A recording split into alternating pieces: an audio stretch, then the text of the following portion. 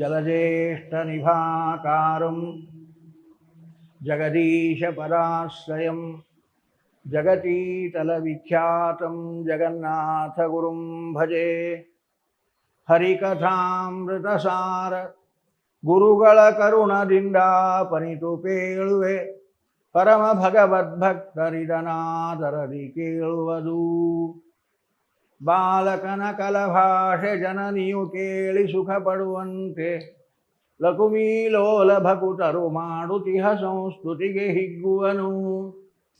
ತಾಳ ತನ್ನವರಲ್ಲಿ ಮಾಡುವ ಹೇಳನವ, ಹೆದ್ದೈವ ವಿದುರನ ಆಲಯದಿ ಪಾಲುಂಡು ಕುರುಪನ ಮಾನವನೆ ಕೊಂಡ. ಈ ಪದ್ಯದ ಅಭಿಪ್ರಾಯವನ್ನು ನೋಡ್ತಾ,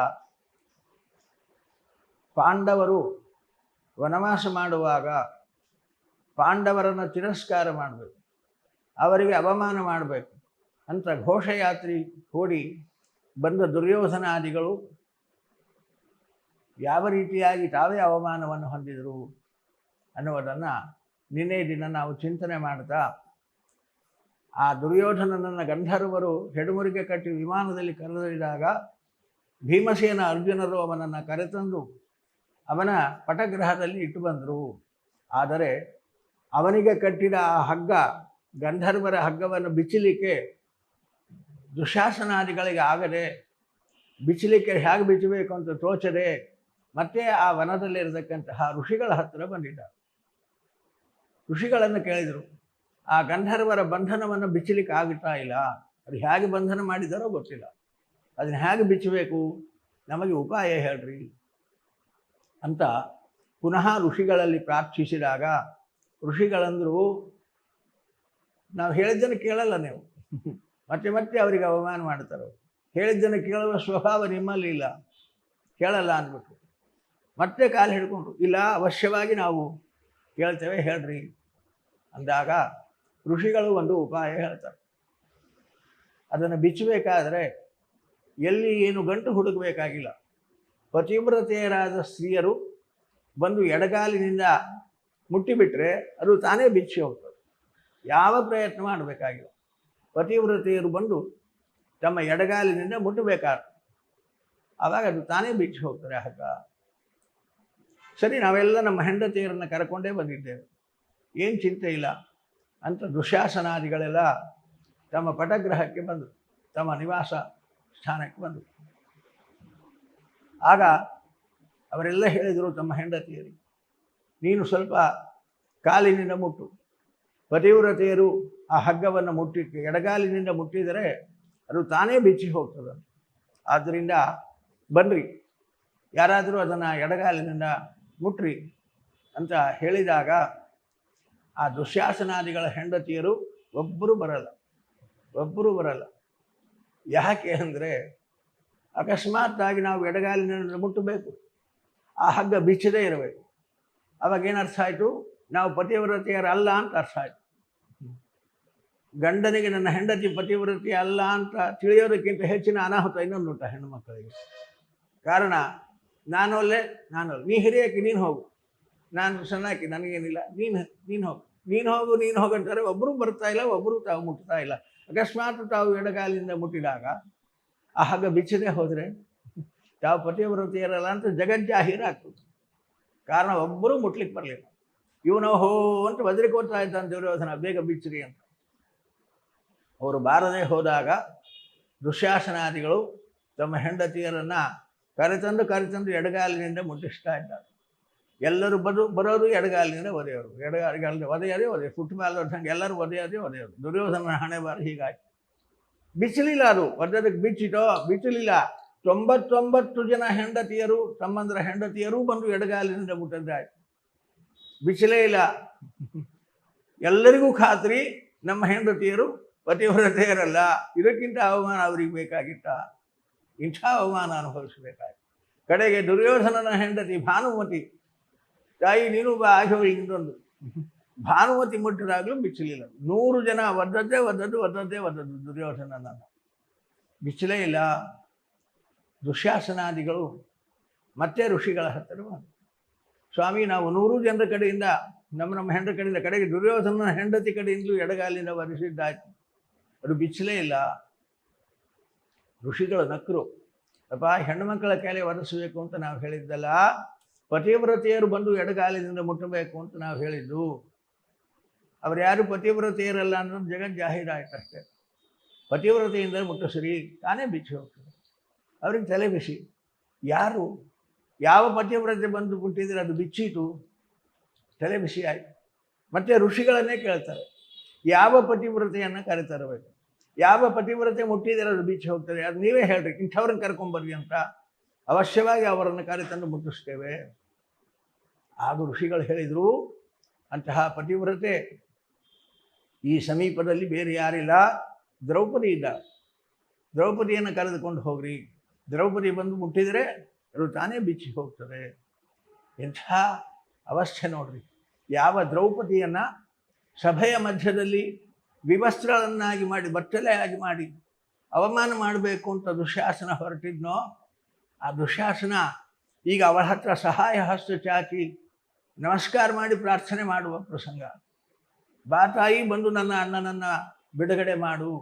ಎಂಥ ಪ್ರಸಂಗ ಸಂಯೋಜನೆ ಭಗವಂತ ಮಾಡಿಬಿಟ್ಟ ನೋಡಿ.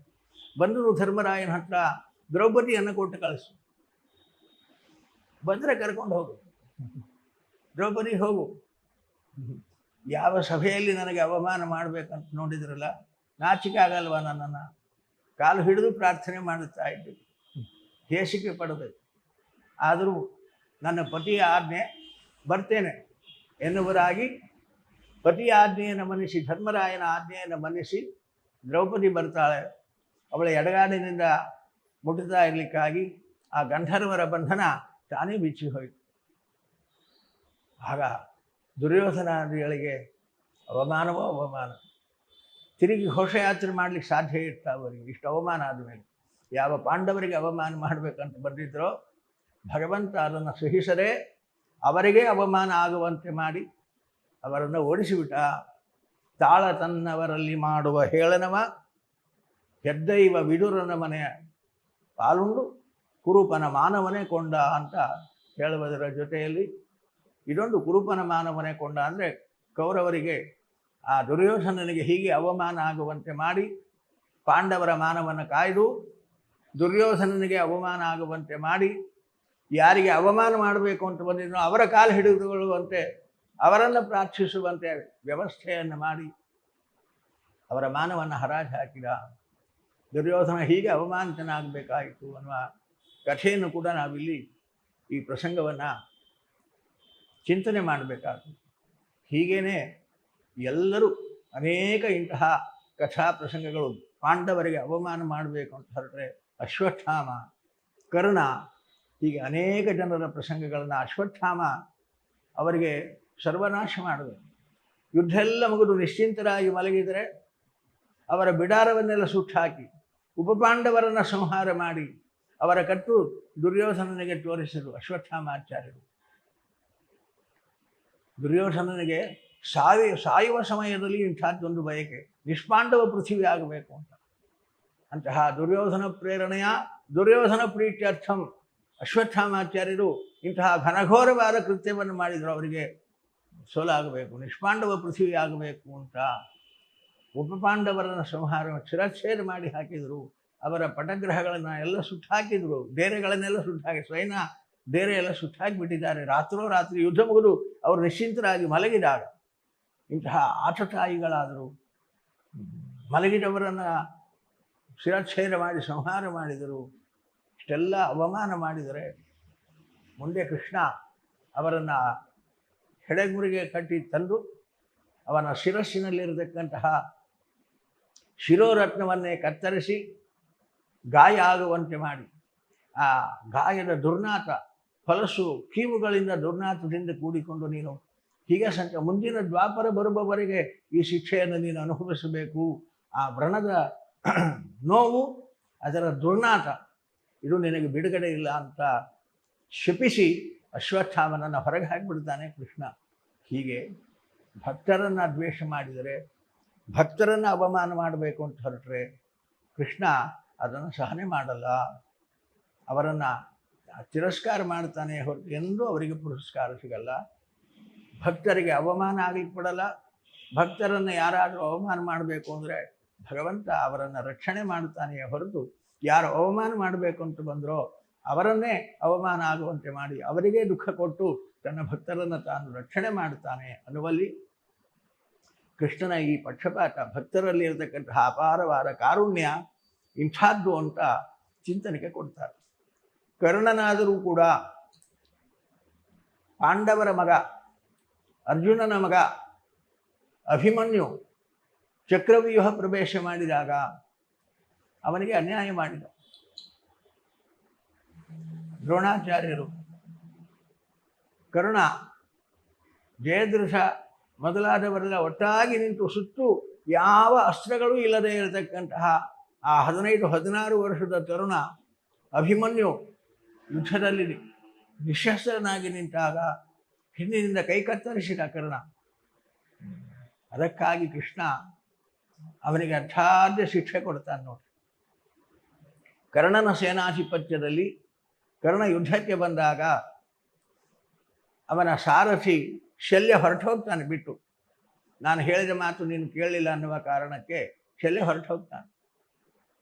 ತಾನೇ ಸಾರಥಿ, ತಾನೇ ರಥಿಯಾಗಿ ಯುದ್ಧ ಮಾಡ್ತಾನೆ. ಆ ಸಮಯದಲ್ಲಿ ಅವನ ರಥದ ಗಾಲಿಗಳು ಭೂಮಿಯಲ್ಲಿ ಹುಗಿದು ಹೋಯಿತು.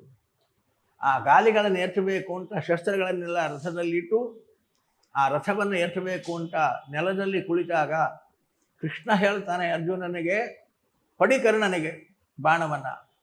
ಇದೇ ಸಮಯ ಅವನನ್ನು ಸಂಹಾರ ಮಾಡಲಿಕ್ಕೆ ಬಿಡು ಬಾಣವನ್ನು ಅಂತ ಗುಟ್ಟಾಗಿ ಹೇಳಿದ್ದಲ್ಲ, ಕರ್ಣನಿಗೆ ಕೇಳುವಂತೆ ಹೇಳ್ತಾನೆ. ಮೋಸ ಅಲ್ಲ, ಕರ್ಣನಿಗೆ ಕೇಳುವಂತೆ ಹೇಳ್ತಾನೆ ಕೃಷ್ಣ, ಹೊಡಿ ಬಾಣವನ್ನು ಕರ್ಣನ ಮೇಲೆ, ಸಂಹಾರ ಮಾಡುವನನ್ನು. ಕರ್ಣನಿಗೆ ಕೇಳುವಂತೆ ಹೇಳ್ತಾನೆ ಕೃಷ್ಣ. ಕರ್ಣ ವಿರೋಧಿಸ್ತಾನೆ. ಕೃಷ್ಣ, ಇದು ಅನ್ಯಾಯ. ಯದಾ ಯದಾ ಹಿ ಧರ್ಮಸ್ಯ ಗ್ಲಾನಿರ್ಭವತಿ, ಧರ್ಮೋತ್ಥಾನಕ್ಕಾಗಿ ನಾನು ಅವತಾರ ಮಾಡಿ ಬರ್ತೀನಿ ಅಂತ ಹೇಳಿದವನು ನಿನ್ನ ಧರ್ಮ ಇದಾ? ನಾನು ಯಾವ ಶಸ್ತ್ರಗಳಿಲ್ಲದೆ ರಥದ ಗಾಲಿ ಭೂಮಿಯಲ್ಲಿ ಹುದುಗಿದಾಗ ಎಚ್ಚರಿಕಾಗಿ ಕೆಳಗಿಳಿದಾಗ ನನ್ನನ್ನು ಹೊಡಿ ಅಂತ ಹೇಳ್ತೀಯಲ್ಲ, ಇದೇನು ನಿನ್ನ ಧರ್ಮ?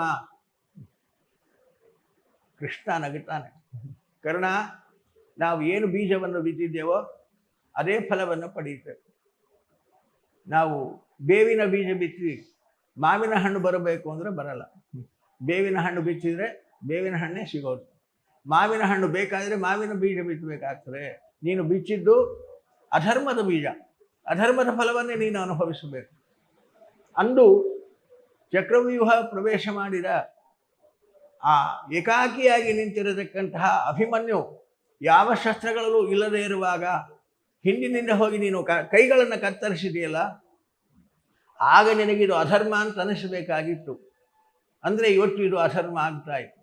ನೀನು ಬಿಚ್ಚಿದ್ದು ಅಧರ್ಮದ ಬೀಜ, ಅಧರ್ಮದ ಫಲವನ್ನೇ ನೀನು ಅನುಭವಿಸಬೇಕಾಗ್ತದೆ. ಆದ್ದರಿಂದ ಆ ಅಧರ್ಮದ ಫಲ ನೀನು ಅನುಭವಿಸಬೇಕು. ಬಿಡು ಅರ್ಜುನ ಬಾಣವನ್ನು ಅಂತ ಹೇಳಿ ಕರ್ಣನನ್ನು ಸಂಹಾರ ಮಾಡಿಸ್ತಾನೆ ಅರ್ಜುನನ ಕಡೆಯಿಂದ ಕೃಷ್ಣ. ಹೀಗೆ ಯಾವ ಕಾರಣಕ್ಕೂ ಭಕ್ತರಿಗೆ ಮಾಡಿದ ಅನ್ಯಾಯವನ್ನು, ಭಕ್ತರಿಗೆ ಮಾಡುವ ದ್ವೇಷವನ್ನು, ಭಕ್ತರಿಗೆ ಅವಮಾನ ಮಾಡಬೇಕು ಅಂತ ಹೊರಟ್ರೆ ಭಗವಂತ ಸಹಿಸಲ್ಲ.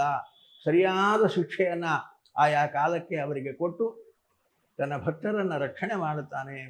ಎಂದೂ ಅದನ್ನು ಭಕ್ತರಿಗೆ ಮಾಡುವ ಅನ್ಯಾಯವನ್ನು, ಅವಮಾನವನ್ನು ಭಗವಂತ ಸಹಿಸಲ್ಲ ಅನ್ನತಕ್ಕಂತಹ ಇಂತಹ ಅನೇಕ ದೃಷ್ಟಾಂತಗಳನ್ನು ನಾವು ಮಹಾಭಾರತದಲ್ಲಿ ನೋಡಬಹುದಾಗಿದೆ. ಅಂತಹ ಎಲ್ಲ ದೃಷ್ಟಾಂತ ಕಥೆಗಳನ್ನು ತಲೆಯಲ್ಲಿಟ್ಟುಕೊಂಡು ಜಗನ್ನಾಥದಾಸರಂತಾರೆ, ತಾಳ ತನ್ನವರಲ್ಲಿ ಮಾಡುವ ಹೇಳನವ ಹೆದ್ದೈವ ಬಿಡುರನ ಆಲಯರಿ ಪಾಲುಂಡು ಕುರುಪನ ಮಾನವನೇ ಕೊಂಡ ಅಂತ ಚಿಂತನೆಗೆ ಕೊಡ್ತಾರೆ. ಅನ್ನುವಲ್ಲಿಗೆ ಇವತ್ತಿನ ಈ ಚಿಂತನೆಯನ್ನು ಮುಗಿಸೋಣ. ನಾಳೆ ಮುಂದಿನ ಪದ್ಯದ ಚಿಂತನೆಯನ್ನು ಪ್ರಾರಂಭಿಸೋಣ. ಮಧ್ವೇಶಾರ್ಪಣಮಸ್ತು. ವಿಶ್ವ ಪ್ಲಸ್, ಜನಹಿತಕ್ಕಿದು ಜ್ಞಾನದ ಜಾಲ.